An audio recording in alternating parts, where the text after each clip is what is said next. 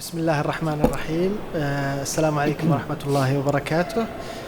It's my pleasure to welcome everyone, guests and colleagues and friends and participants, and also our speakers. So the lecture will be talking about the global camels economy trend, challenging and opportunities. So let's welcome Dr. Faid from France, and he's interested in global camels economy such as milk, meat and sports, as well as some other aspects that he will be telling us in a few seconds. So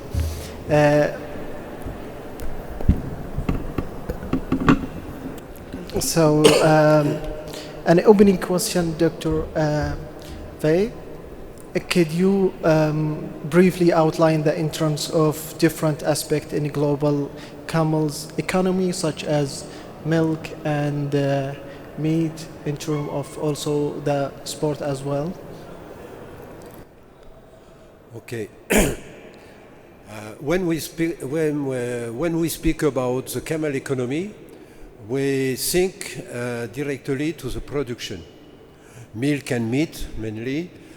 Wool also, leather, but there is also an economy regarding the sport, especially in the Gulf countries there is a racing economy, and there is also indirect impact of economy. For example, the desertification combat in some part of the world, and there is also the cultural heritage, which is important. Is not, we cannot quantify the economy of this kind of importance, but culturally is also a very important part of the camel sector in the economy. And that is the first aspect. The second aspect for me, that, I work on camels since now almost 50 years. And I spent 2 years in الجوف when there was a camel in the camel center, and I remember that when I started to work on camel, everybody was looking me as something like extraterrestrial, especially when I come from France where there is not too much camel. But I have seen that I'm living a revolution of camel economy. For a long time, even here in Saudi Arabia, the camel milk was a gift. It was a gift from God, and it was not possible to sell the milk, because when you go in the tent of the Bedouin, they offer you the milk. That it was the same when you go to Mauritania, when you go to Algeria, you go to Sudan, or you go to Central Asia. It was the same everywhere in the world of camel world. And since now 50 years, we have a big change. Now camel milk is in market economy. And I say we have a big change from the gift to the market economy. And this market economy has a big impact on the farming system. Normally now you can see from traditional way of management of camel, we change to modern way. And my colleague will speak about genetic reproduction, and we have now modernity is entry in the camel farming system. But this entry in the new camel farming system and modern camel farming system has impact on the animal. We have impact on the sustainability of this new form of camel farm, and we must be aware about this change. Not only to say that we can have dairy camel, for example, like we have Holstein. The camel is not an Holstein.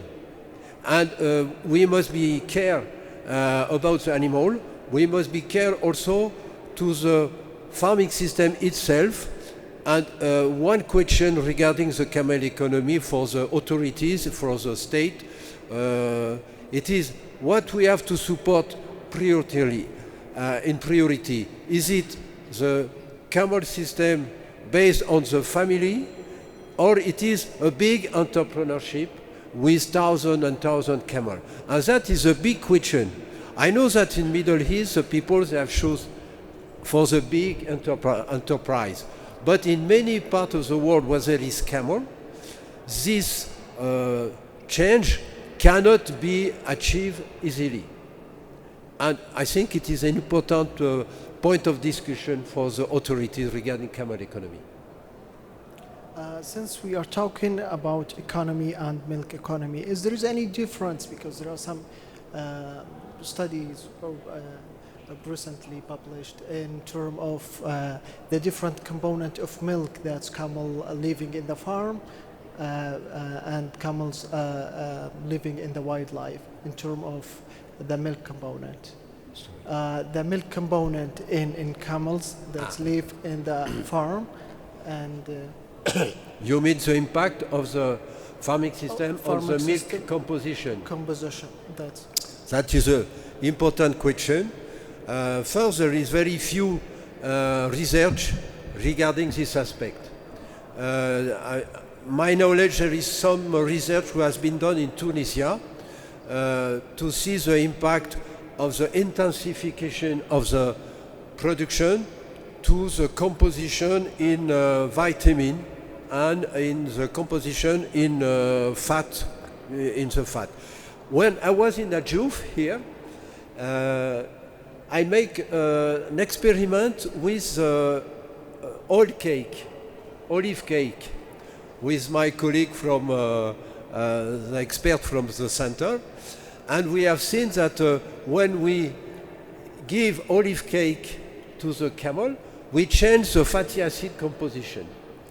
So it means if you have intensification, if we compare the camel in the desert eating the plant of the desert and the camel eating alfalfa 3 times a day, of course you will change the composition.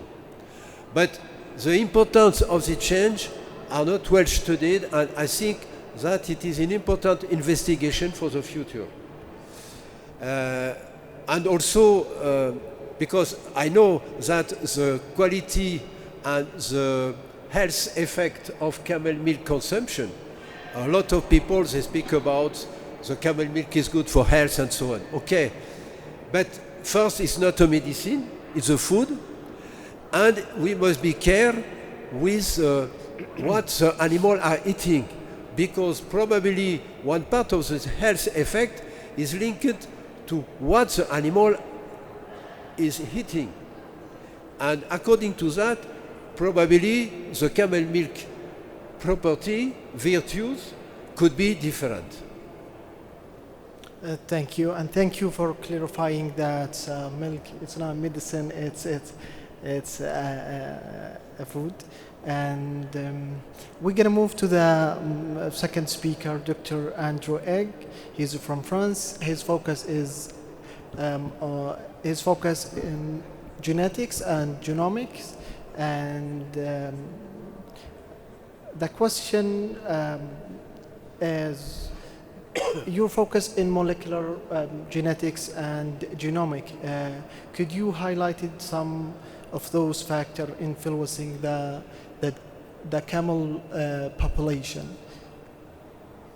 Because there are some genes that's controlling camel. Yeah, I will start even a little broader and build on what was just shared by Bernard Fay about some revolution. You have revolution going on also on the technological level.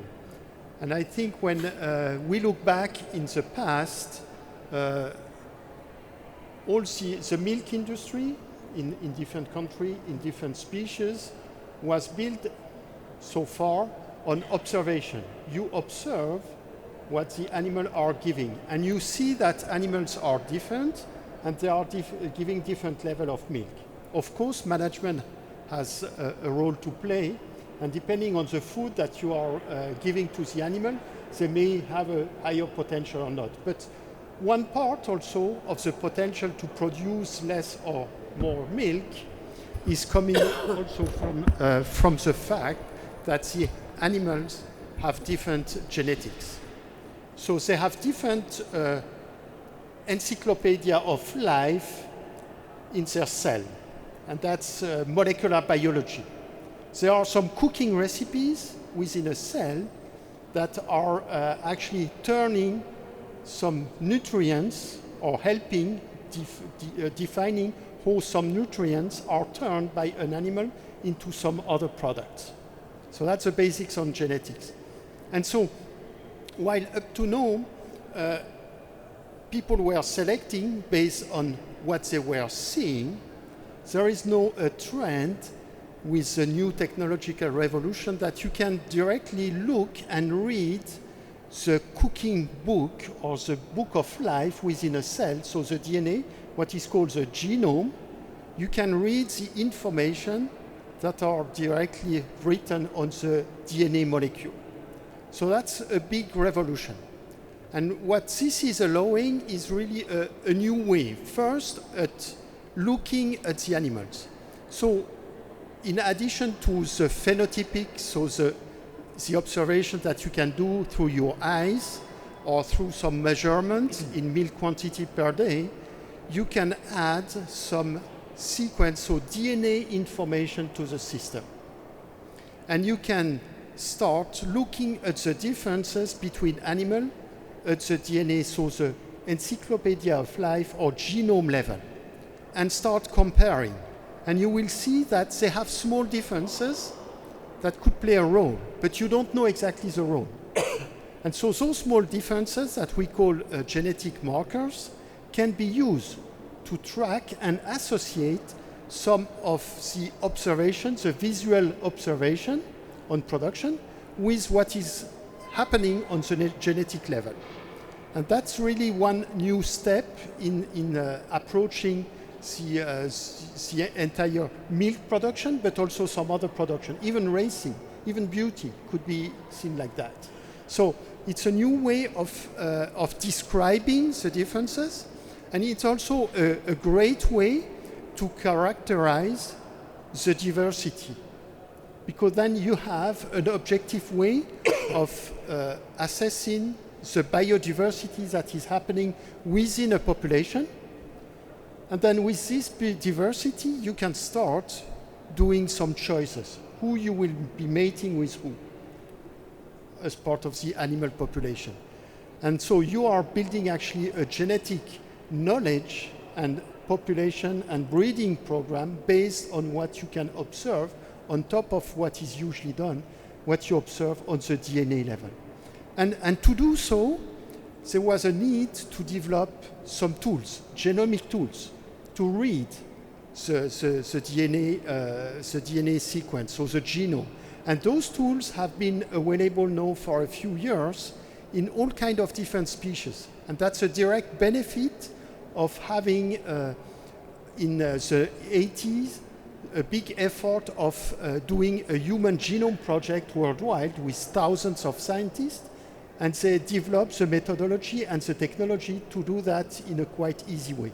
And so that's a revolution that is currently happening, and that the camel people can benefit from, is that this technology of DNA sequencing, of genotyping animals in an easy and fast and economic way is now available to everyone. So that's really the revolution. So it's not only good to have access to this technological revolution to address some of the challenges. You need another level of structure in place. If you want to deal with biodiversity, if you want to manage the biodiversity the best, and you want to make it usable on a breeding level or in the camel industry, then you need also to have a structure in place where all the recording would be well organized and would make sense.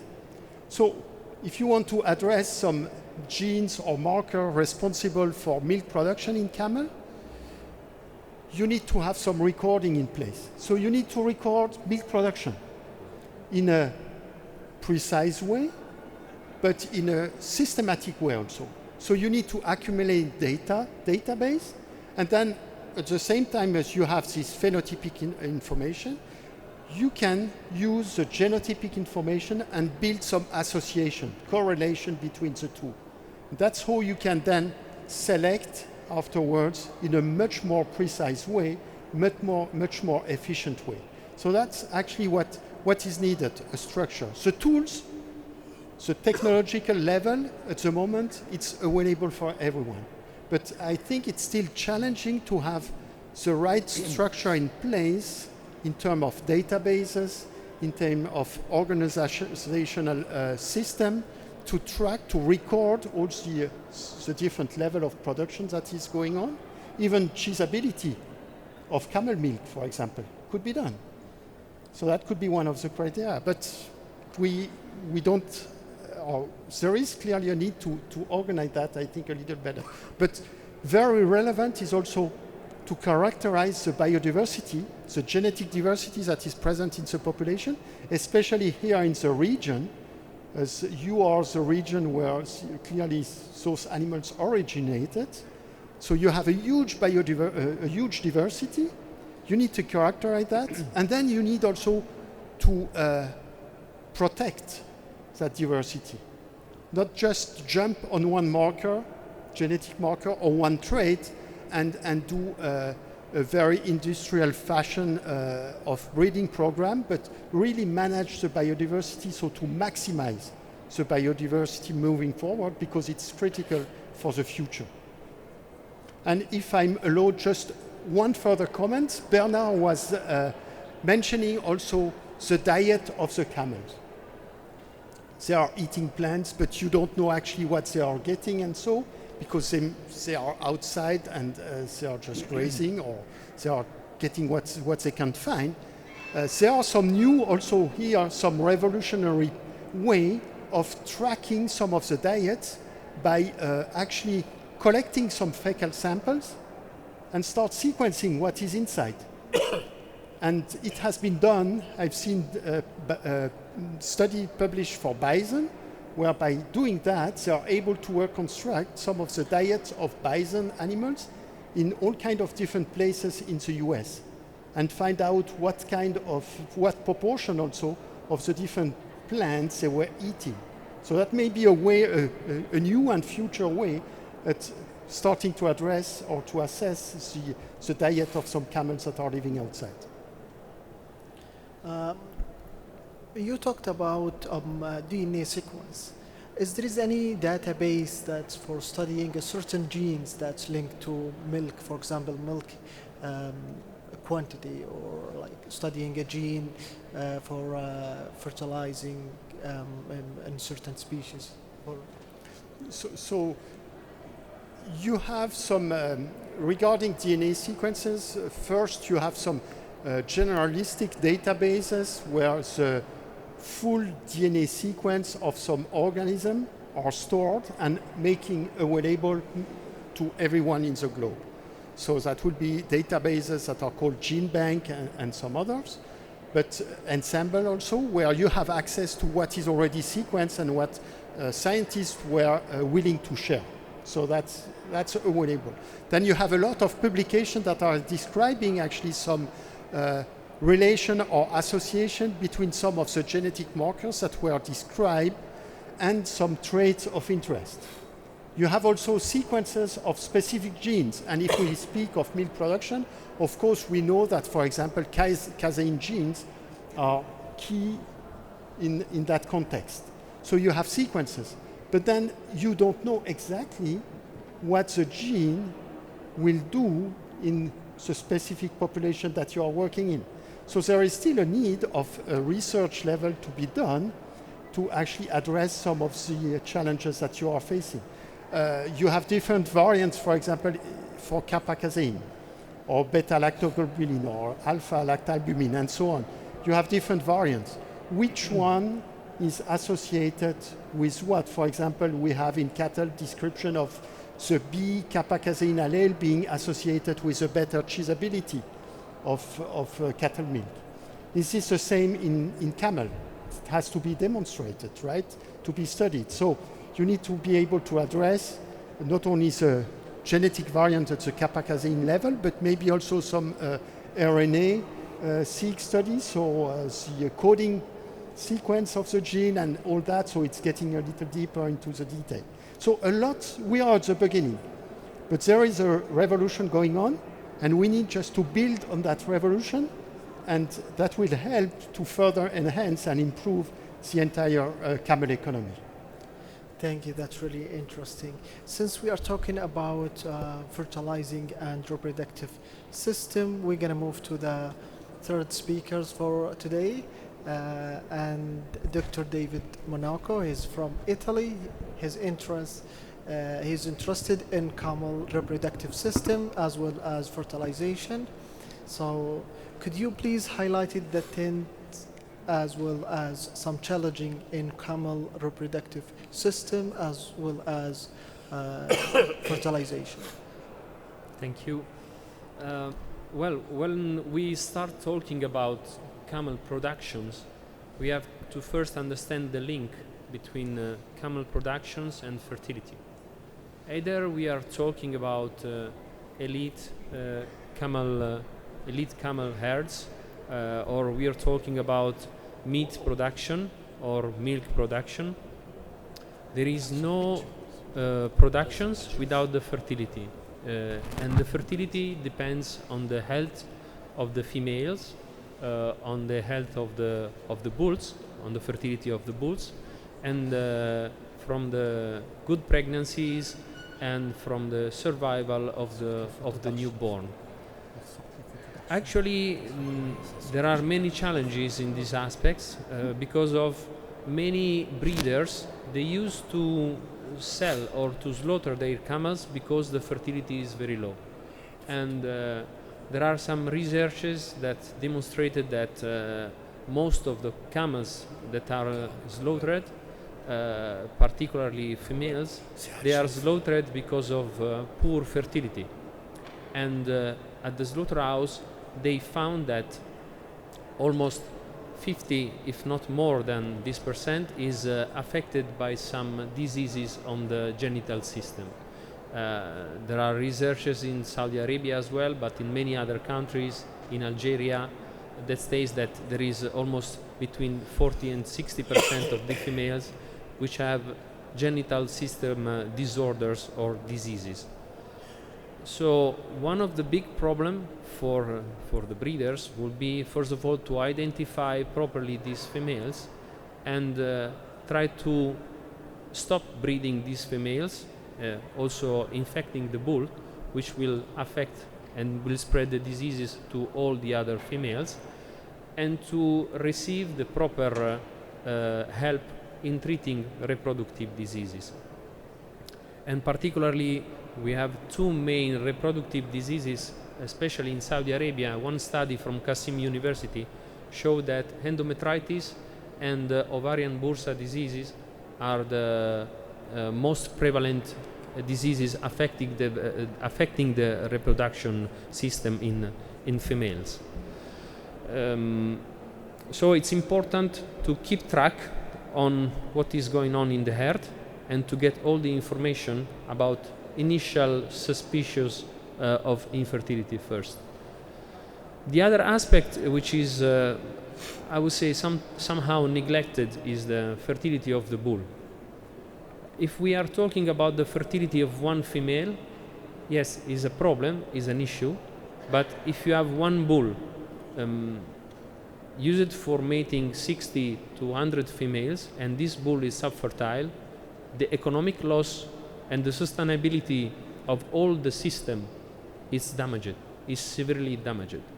So working on subfertility of the bulls, improving the knowledge on how to properly breed and improve the performances of the bull, or to discover infertility before the bull end the breeding season, is very important. We have to spread the knowledge about how important is the bull, what is the need, what are the needs of the bull in order to improve his performances and fertility, There is a lot of problems of testicular degeneration, which is a common problem also in old horses, but here in Saudi Arabia it's also common in young bulls. So this comes from the lack of shade, because of the poor nutrition, because of some diseases.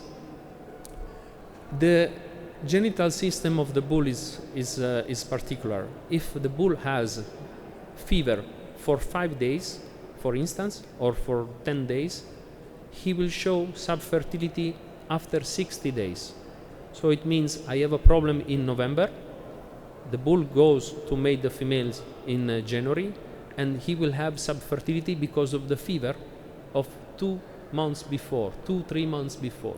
So everything must be, how to say, called back to what was the past of the bull. Maybe he received some medication which affected the spermatogenesis. So taking care of the bull, recording of the information. Did he have diarrhea? Did he have colic? Did he have fever? Maybe he had injured foot and he received the drugs, pharmacy, medicaments for 10 days. We need to go back to this information. And this is very important for the breeder to recognize that the bull has to be protected and the fertility of the bull has to be enhanced. Mineral supplementation before the breeding season, exercise, good nutrition, everything is important for the fertility of the herd. But even if we are talking about the best condition as possible, other problems are pregnancies problems, abortions. The herds need to be monitored. Sometimes there is an abortion. The breeder loses the calf. Maybe he loses 1, 2, 3, 5 calves. Then he says, okay, I don't investigate, I don't call anyone. It's normal because I always see abortions. And they think it's normal. But when they observe this aspect, it is not normal. And we don't have researchers, they don't ask for call, they don't ask for veterinary. There is no survey of infectious diseases. But abortions are common in camels because there are diseases. And if they do not discard the calf or the fetal membranes after the abortion, maybe some desert fox will eat it and spread the disease to other herds. Last, about infertility, then I will speak about what we can do for improve a little bit the fertility management, is the neonatal mortality. We have a big herd. We may have problems with the females. We may have problems with the bulls. We might have problems with the pregnancies, or we may not. But in the end, we have a calf, and maybe he didn't get the colostrum, the first milk, in the beginning. So this calf could die in 20 or 30 days. Knowing the proper management of the calves, how it should be treated if there is a problem, is a baby, is a young. So we cannot wait 1 week before bringing him to the clinic. If there is a disease, if there is a problem, we must have an intervention soon. The herdsmen have to understand that is an urgency, is an emergency. So taking care of the calf is very important since the parturition. If you measure the temperature at the parturition, if the behavior of the calf is slow, is not moving well, if it doesn't take the milk in the first hours of his life, he will be in danger for the next days. So recognizing these aspects in the beginning, training the breeders to give them the first milk in the first 3 or 4 hours in the proper way, it's also another aspect very important, because otherwise after 13 months of pregnancies, or maybe after 2 years, you have a calf, and this calf will die in 10 days. So all the system, all the sustainability of the breeding system is affected by this. So fertility of females, fertility of the bull, and neonatal mortality are the main aspects we should take care for. What are the tools we can use? Actually, I believe one very important aspect of managing the camel herds is the recording of the data, as with genetic. Why? Because the herdsman usually take track. He has memories about all the camels, but I doubt that after 5 years he remembered the history of all his females, the history of all the bull, the overall the age, the fertility, if she had a disease or not, if the bull was infertile or he mated 60 females and get only pregnancies from 20 or 10. The diseases of the herd. Many things have to be recorded in the proper way.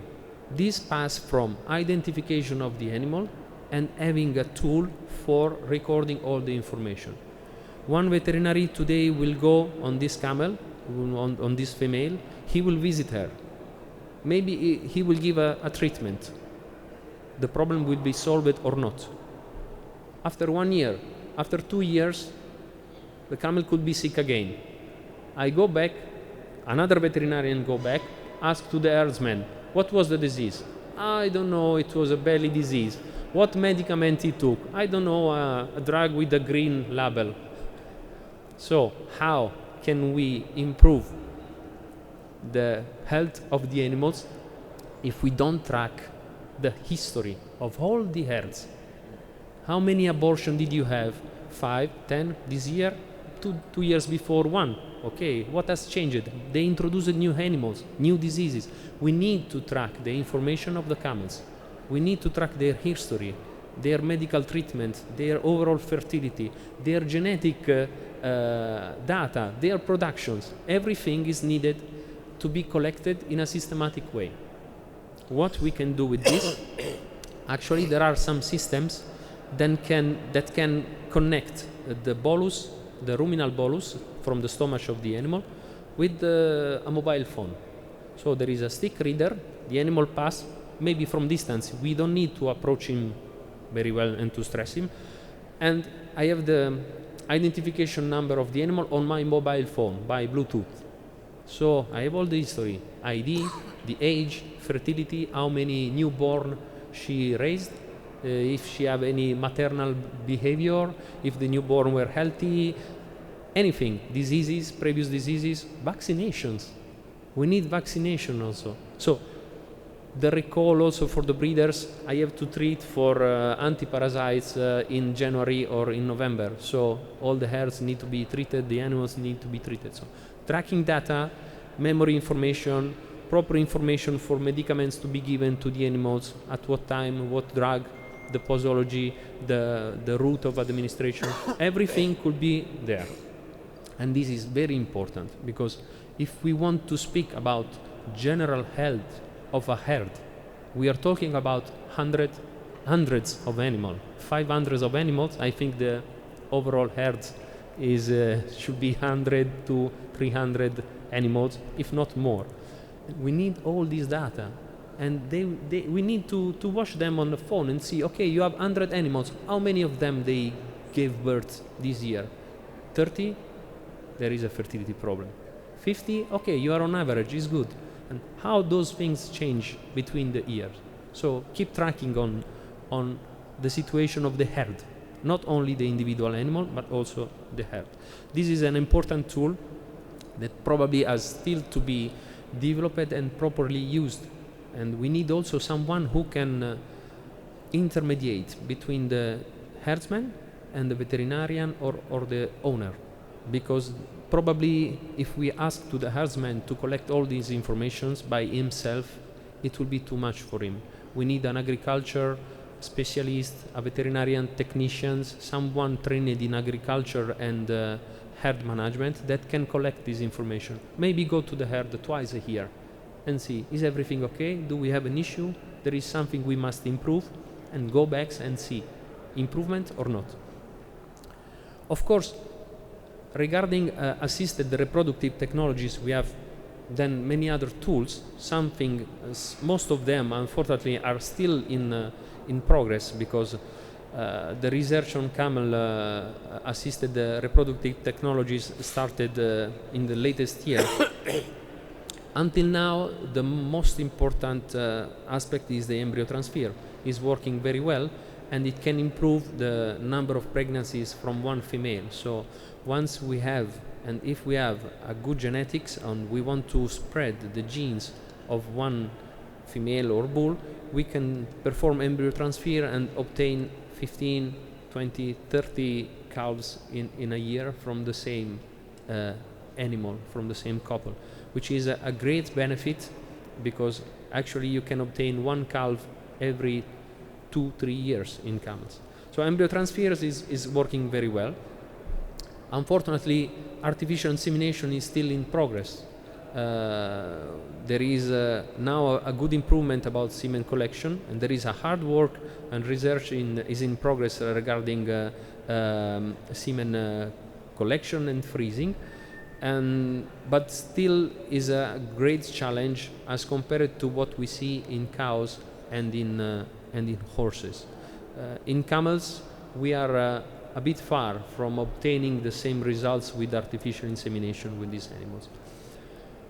What we can do, what is the target also of the latest researches, is trying to get rid of infertility of some animals with in vitro embryo production.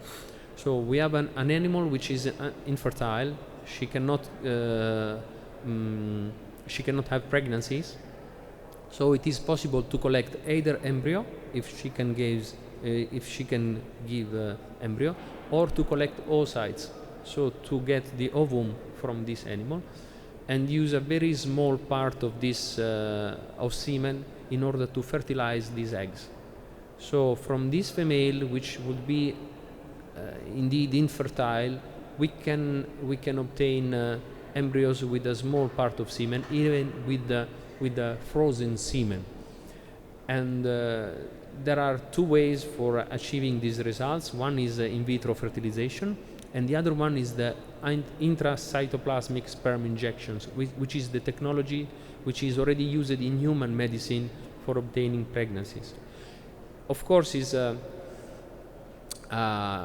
very high technologies. We cannot think to apply this to the herd, but in case of need, it is available. Is it in progress? And researchers will go very deep in this aspect, because until now in camels they are still not developed well.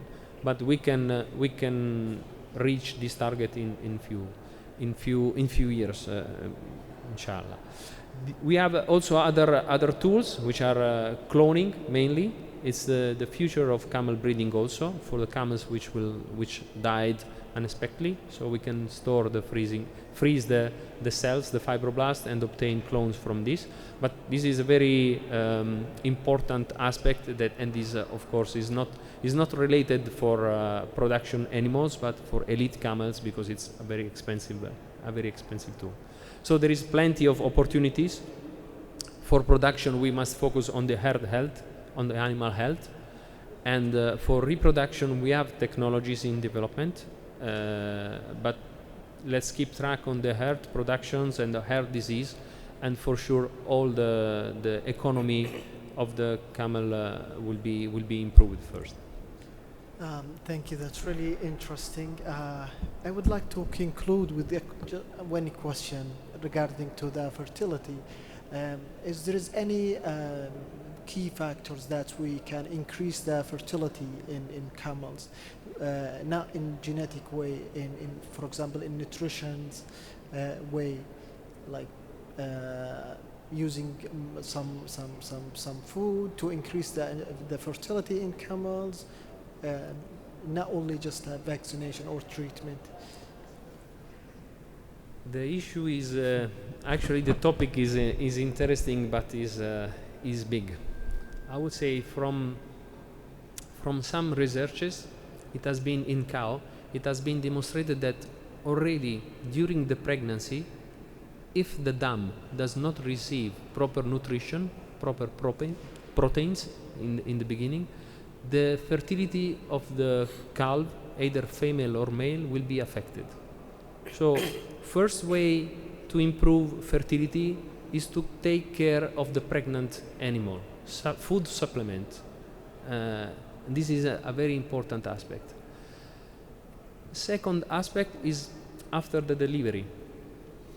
In cows, it has been demonstrated that if the bull does not receive proper nutrition in the first 6 months of life, then his fertility will be affected as well, even if you improve the nutrition after the 6th month. So we have to take care of the pregnancy, but we have to take care in the beginning of the life of the animals for their development. And this is also nutrition, mineral, vitamin, selenium, vitamin A. These are very important aspects that can improve the nutrition, the fertility of the animal during the pregnancy in the first month of life. Regarding adult animals,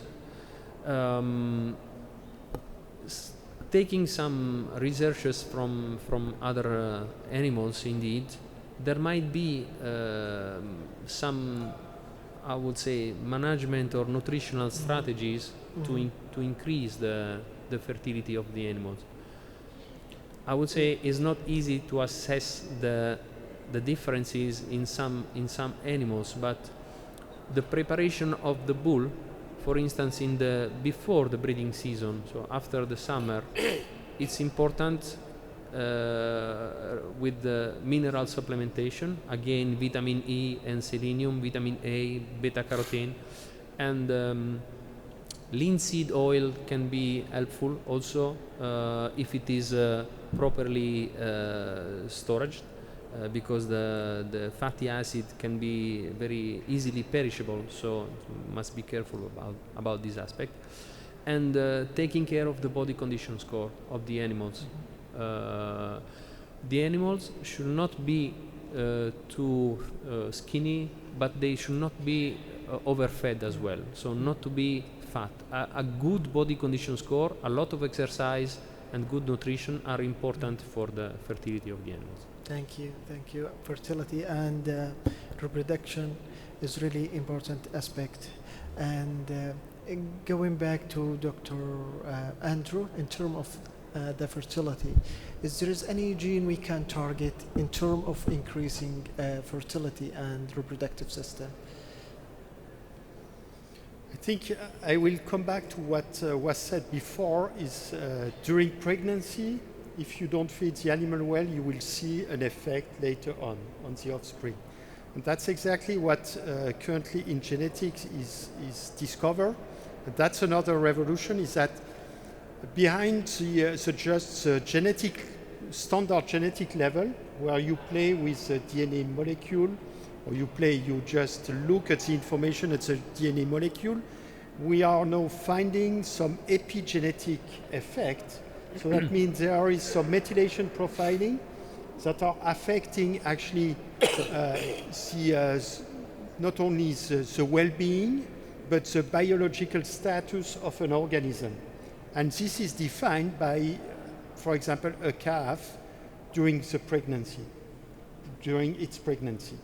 And so and that's also part of the next revolution, having tools now to start monitoring methylation profiling, its effect, and its effect, for example, it has been shown in cattle and in bull that subfertility in bull could be associated directly with some methylation profiling in the semen, or that subfertility in cattle, or high fertility cattle and lower fertility cattle, are also something that can be seen through a methylation profile that can be addressed using some proper tools, sequencing or epigenotyping using methylation profiling arrays.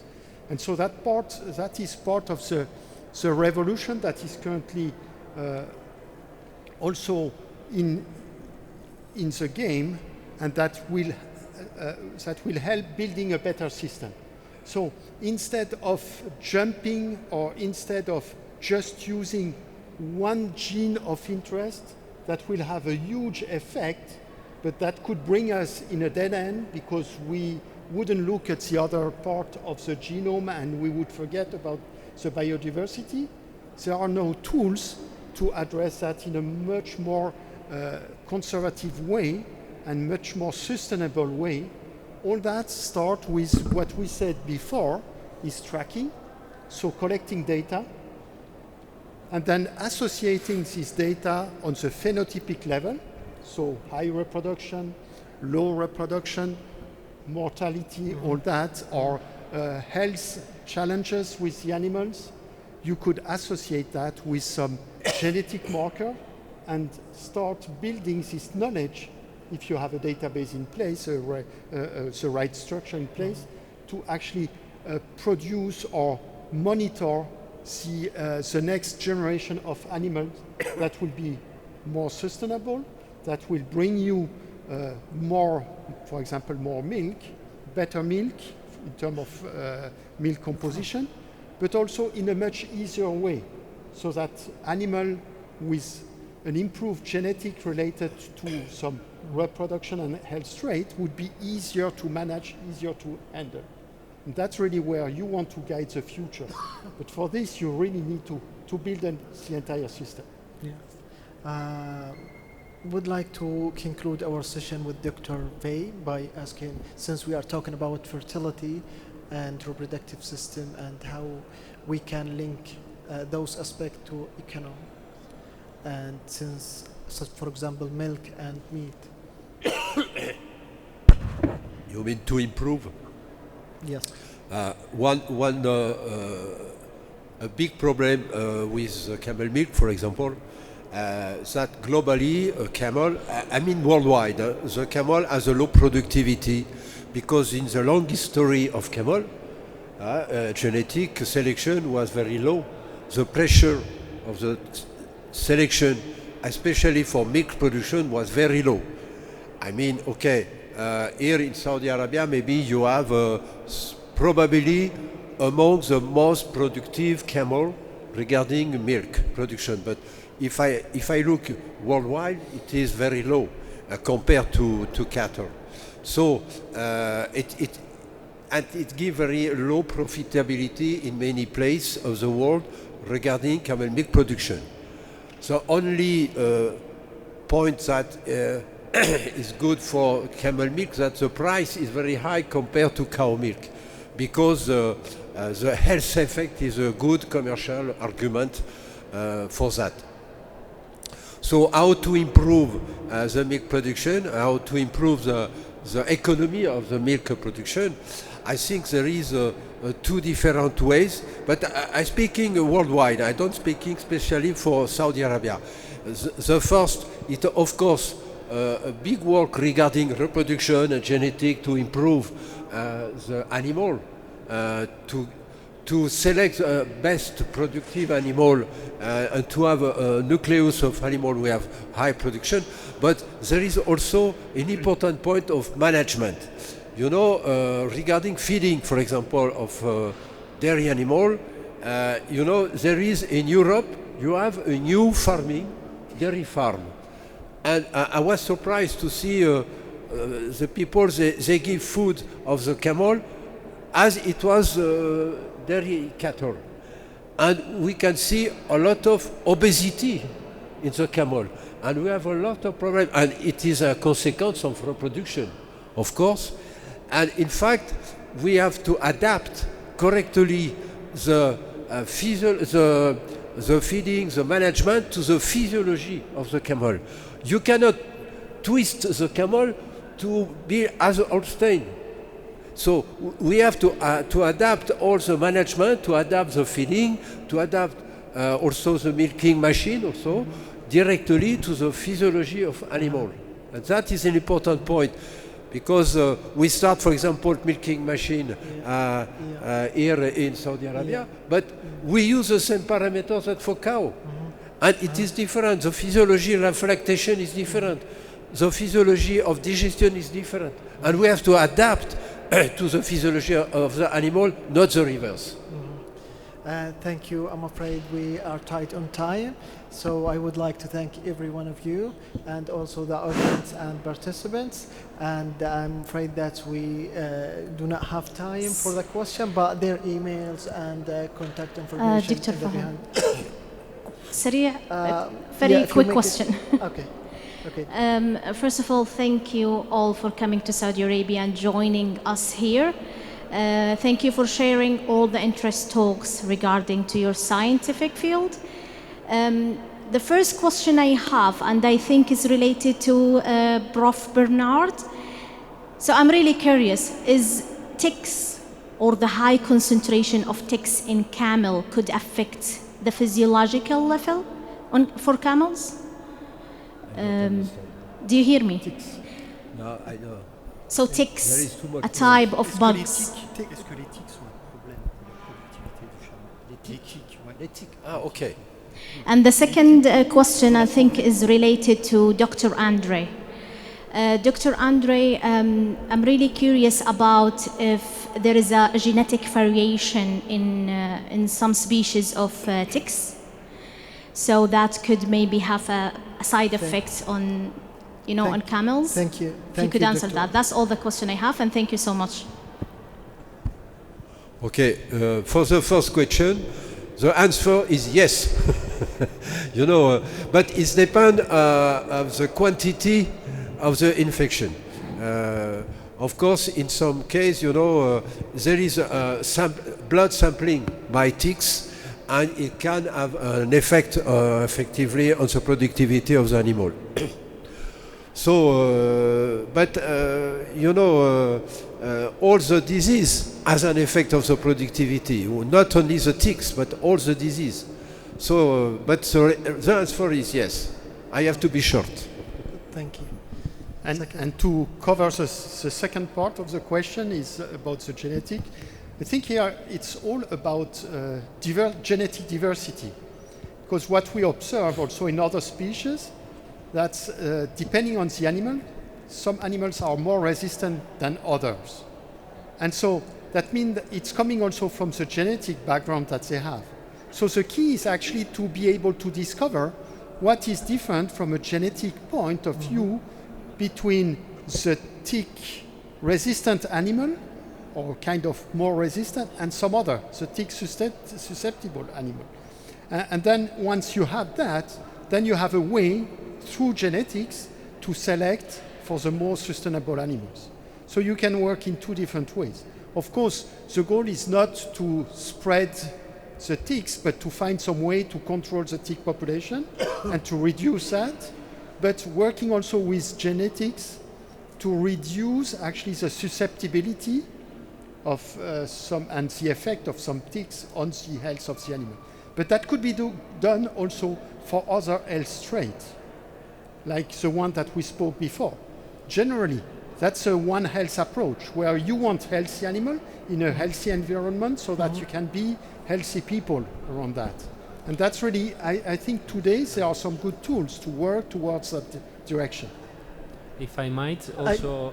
if you can make, Yeah, just a short comment. Well, for the ticks, of course, they affect the health of the animals, but they can also spread hemoparasites. So they will spread diseases that can affect the health of the animals. And regarding other aspects, I've found in one herd, once I've seen a small calf. He didn't grow up. He was affected with more than 300 ticks on his body, all on the neck and near the vertebra on the spine. And his weight just started to increase as soon as we removed all of them, one by one. At that, we took more time, but yeah, they don't grow up, and if they have ticks, and their health is affected as well, in addition to the hemoparasites. Thank you very much. I wish we have more time. Okay. Hello everybody, thanks a lot for all the keynote speaker. I have some comments. First, for Dr. Bernard, I hope you can increase your reading about the benefit, the medical benefit of the milk, the camel milk, and exosomes. That's now get a trend, and most of the universities they start to investigate the medical benefits of camel milk. Second, for Dr. Andre, you mentioned the inbreeding and outbreeding of which is common in the desert and with the most worldwide. most of the diseases and most of the defect on the animals, they come from inbreeding, which can affect the herds and affect most of the economical traits. Regarding to our research and researchers in King Saud University, we increased the fertility and pregnancy in camels with only the management. Once you take care of the management, I mean the climate, the feed, the food, and the medicine will increase the fertility for bulls and for also the dams in camel. And also we start now collecting semen and freeze the semen and use it again. And we have already under nitrogen, the liquid nitrogen, we have some semen from 10 years later, and we can use it now. Before 1 year, we start also collect the what they call it, the fetus, which is in maybe 13 or 14 days, and keep it under liquid nitrogen and use it again. We hope, inshallah, we will continue in King Saud University with the fertility and pregnancy in camel and improve it, inshallah. And you can find it also in research, and I can give you most of the Thank you for your comments, and we're gonna have I continue tomorrow. Yeah. Only one question. Thank you so much for this session and value information from Dr. Bernard, Dr. Andre, and Dr. Monaco. Actually, I have one question for Dr. Bernard. You mentioned about your research about when you feed the camel by olive cake or olive pumice. So you are just analyze the milk of camel. So we have proposal to do that in camel weight or camel meat. So what do you think about this point? When you had in the diet of camel some food rich in oil and rich in some fatty acid, of course you can have an effect. We are measured on the milk, but you can have also on the meat, especially on the composition of the fat in the meat. And of course, as olive oil is rich in oleic acid and also long chain fatty acid, it could be a benefit for the fat of the meat. And there is a difference between the fat in milk and fat in meat, that in the fat in the milk, camel milk is naturally very rich in long chain fatty acid compared to cow milk. And it is one of a good element of the dietetic property of camel milk. But for meat, the composition of fat in the meat is not really favorable like, for example, cow fat in the meat. If you can change this fatty acid composition with a feed rich in oleic acid, it could be good for the meat and for the dietetic property of meat. Just one comment, very short. We make a study about camel meat in Kazakhstan and in Oman, and we compare the dromedary and Bactrian meat. And I compared also the meat of camel with meat of cow, goat, sheep, and so on. And the best dietetic meat in the world for red meat regarding the protein composition is the dromedary meat. It's the best, it's the most dietetic composition for protein. But for fat, we need to have to make study about the diet to improve the fat content and the fat composition of the meat. Of course, that is really Sorry. important. Thank you so much. We're gonna extend the talk. Will be tomorrow in afternoon. So thank you for listening, for attendance, and thank you the speakers.